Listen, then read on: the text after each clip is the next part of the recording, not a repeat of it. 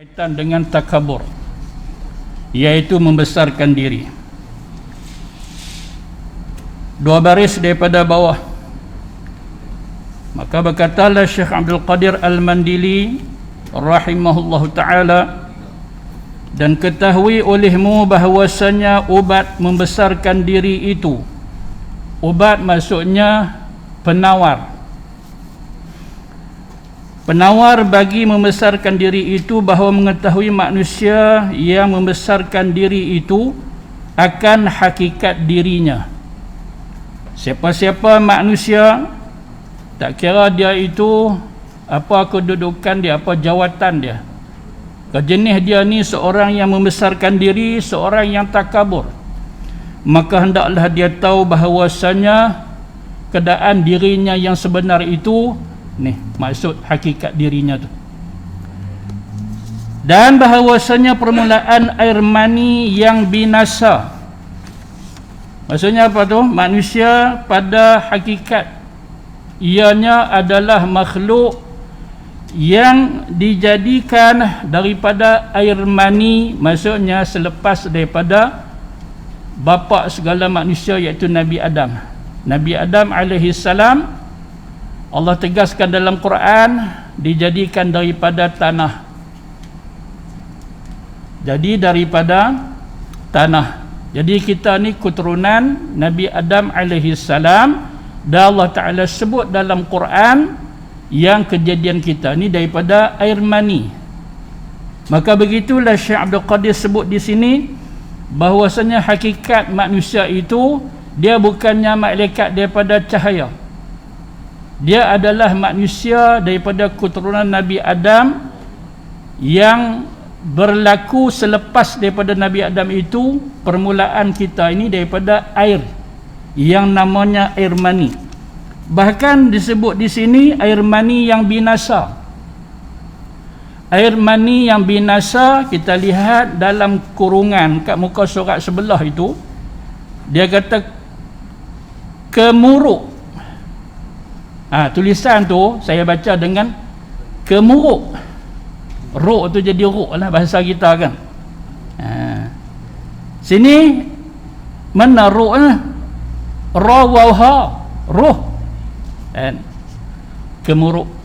Bukan gemuruh kot. Kan? Boleh juga tu kalau orang nak sebut kah tu, tak ada, dia tegar. Jadi gemuruh. Jauh sangat kata. Memang kita pun ada gemuruh, itu cerita lain. Ini berkaitan dengan air mani yang binasa berdasar kepada beberapa ayat Quran. Kemuruk. Apa pula makna kemuruk? Teluk kemuruk. Yang tu jelas Ustaz, tak payah dak habaq, saya pun dah tahu dah. Busuklah. Kan? Jadi air mani yang disifat di sini yang binasa itu, maksudnya apa? Air mani yang sifatnya salah satunya dia tu berbau, busuk. Kan? Jadi pengarang ni dia sebut perkataan busuk itu, dia kata kemuruk. Tak apalah, tak ada masalah apa. Kan? Ni kitab dia nak sebut macam tu. Mau kita nak sebut kemuruk tu apa maksudnya? Air mani antara sifatnya iaitu berbau. Kan? Berbau. Dan kesudahannya bangkai yang keji. Manusia ni dah mati, maka busuk tu lagilah. Kan? Kalau awal permulaan dah busuk dah, air mani itu sifat antaranya iaitu busuk. Bila dah meninggal dunia ni, mayat tu akan berbau. Ini umum.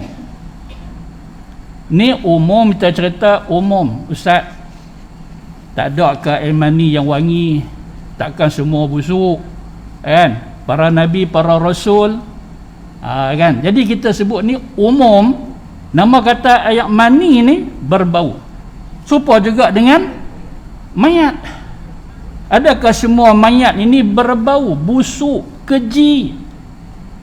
Bagaimana peristiwa yang berlaku kepada Masyitah sekeluarga ketika mana Isra' wal Mi'raj.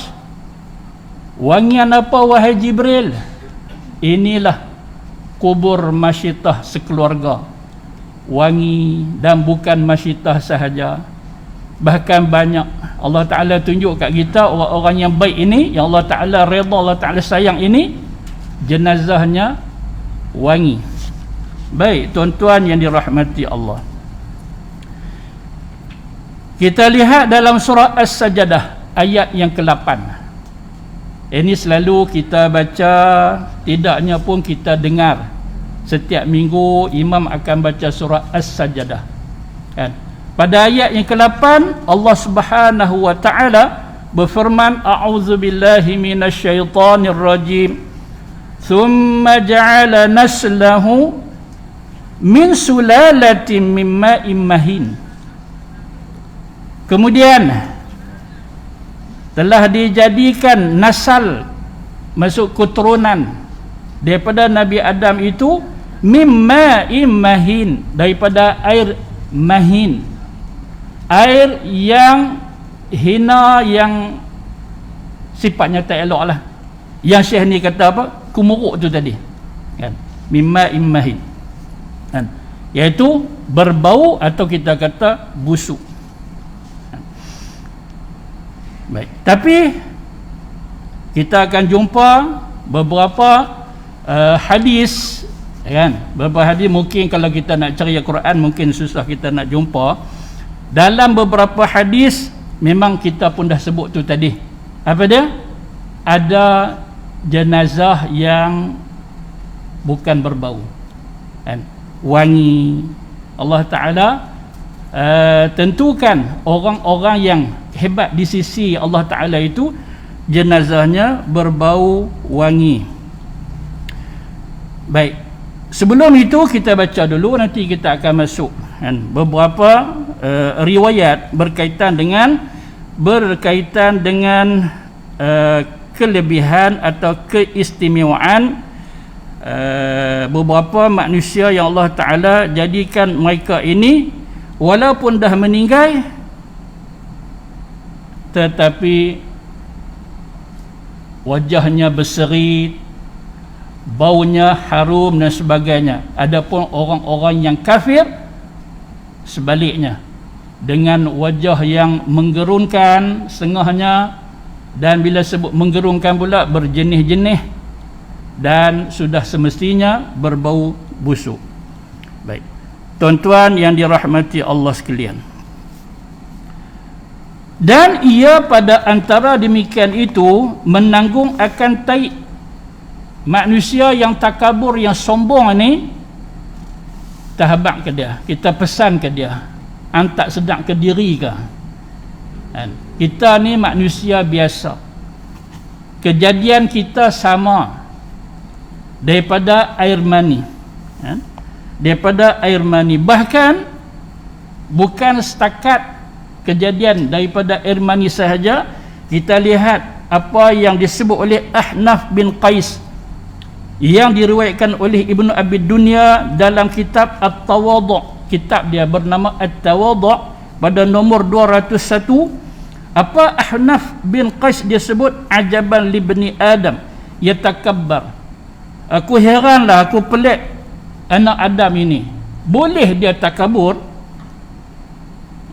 sedangkan dia keluar daripada dua lubang, daripada lubang buang air. Kan? Wa kharaja min majral baul marratain, dua kali. Yang ni yang ulama duk cari ni, apa maksud dua kali keluar daripada lubang kencing itu, majral baul, kan? Maka akhirnya mereka syarah kepada riwayat ini, iaitu yang pertama air mani yang keluar daripada bapaknya masuk ke rahim ibu, dan apabila jadilah janin bayi keluar daripada rahim ibu, kan? Masuk yang berupa air mani dan keluar sebagai baby, kan?